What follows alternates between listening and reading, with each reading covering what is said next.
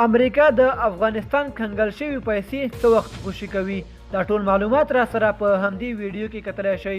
سلام، ستړي مشئ. AFG پلس چینل کې درته ښه راغلاست وایم.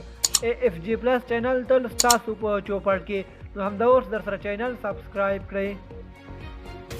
طالبان وایي د افغانستان کنګل شوي پیسې د بې له کوم قید او شرط څخه ازادې شي.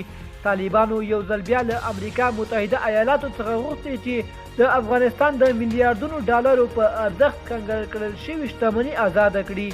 طالبانو دغه غوښتنه په دوحه کې له امریکایي چارواکو سره تر 2 ورځنیو خبرو اترو وروسته کړې ده. طالبانو دغه غوښتنه په داسې وخت مطرح کوي چې پر بهرنیو مرستو باندې متکي افغانستان له سخت اقتصادي وضعیت سره مخ دی.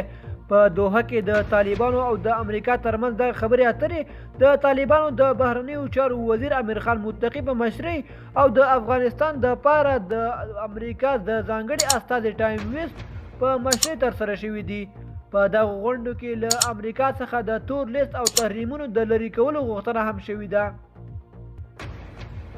دا په افغانستان کې د امریکایي قواو د 20 کلن ماموریت تر ختمېدو او په اګست میاشت کې واک ته د طالبانو تر رسیدلو وروسته په قطر کې د متحده ایالاتو او د طالبانو ترمنځ د دوهم دور مذاکرات دي چې ترسره کیږي.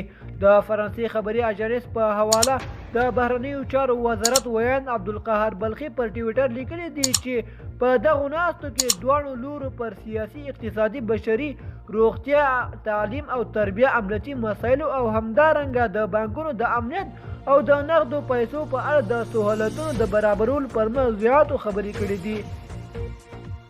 دوستانو، زموږ د نن ورځې خبر تر همدې ځایه وو.